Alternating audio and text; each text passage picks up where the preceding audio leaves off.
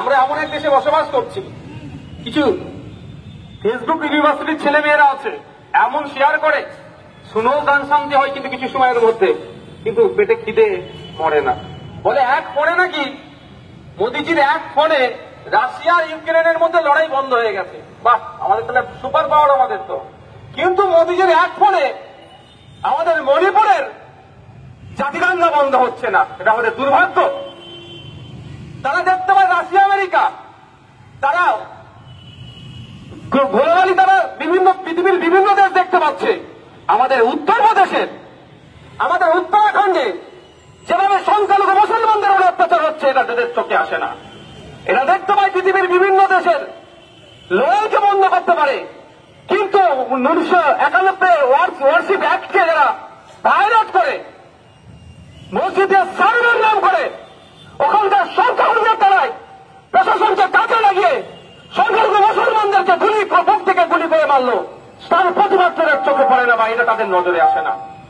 দুর্ভাগ্যের বিষয়, আজকে আমাদের তিনটের মধ্যে দ্বিতীয় আমাদের যেটা ছিল উত্তরপ্রদেশের এখানে রেসিডেন্স অফিসারের কাছে আমাদের যাওয়া, তাকে তাকে আইনের পাঠ পড়ানো। আমাদের যারা প্রতিনিধি দল গিয়েছিলেন তাদেরকে আইনের পাঠ পড়িয়ে এসেছে। উত্তরপ্রদেশে যে ঘটনা ঘটেছে সাম্বাল মসজিদকে কেন্দ্র করে সার্ভের নাম করে যেভাবে যোগী আদিত্যনাথের পুলিশ মুসলিমদের উপরে গুলি চালিয়ে তাদেরকে হত্যা করেছে, এটার ক্ষতিপূরণ সহ এই ধরনের ঘটনা না আগামী দিনে ঘটে তার জন্য তার ওখানে ডেপুটেশন দেওয়া হয়েছে। 3 নম্বর যেটা, অবশ্যই আমাদের আবেগের জায়গা, অবশ্যই আমাদের প্রতিবেশী রাষ্ট্র বাংলা, আমরা আমাদের মাতৃভাষা বাংলা, বাংলাদেশের মাতৃভাষা বাংলা, একটা তো টান তো আমাদের সকলের আছেই। তো বাংলাদেশে যেভাবে সংখ্যালঘু হিন্দুদের উপরে ক্রমশ কালো মেঘ খাবার বসাতে চলেছে, এই খাবার হাত থেকে সংখ্যালঘু হিন্দুদেরকে কিভাবে প্রোটেক্ট করবে বাংলাদেশ ইন্টেরিয়াম গভর্নমেন্ট, তার জন্য সেখানে আমরা আজকে কলকাতায় অবস্থিত ডেপুটি কমিশনারের আমরা অফিসে গিয়েছিলাম, ডেপুটি হাই কমিশনারের অফিসে গিয়েছিলাম।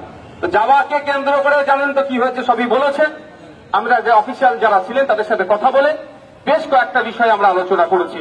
প্রথমত, ওখানকার সংখ্যালঘুদের উপরে যতটুকু খবর পাচ্ছি, যা পাচ্ছি, দমন-পীড়ন হচ্ছে, অন্যায় হচ্ছে, এটাকে বন্ধ করতে হবে। ওখানকার সংখ্যালঘু হিন্দু সহ যারা আছেন তাদেরকে সার্বিক নিরাপত্তা দিয়ে, তাদের যানবাহনের, তাদেরকে সমস্ত রকমের প্রোটেকশন দিয়ে তারা তাদের সংখ্যালঘু নাগরিক যাতে মাথা তুলে বাঁচতে পারে তার দায়িত্ব সরকারকে নিতে হবে। আমরা দাবি করেছি যে এই চিন্ময় কৃষ্ণ দাস মহাশয়কে যখন কোর্টে প্রডিউস করা হয়েছিল, সেই সময় একটা অশান্তি থেকে একটা অ্যাডভোকেট কি ইমানি না কি নাম আছে, আফরোজ না কি নাম আছে, মনে আসছে এই মধ্যে, হ্যাঁ, সাইফুল আলিফ নামে একটা অ্যাডভোকেটকে তাকে খুন করা হয়েছে।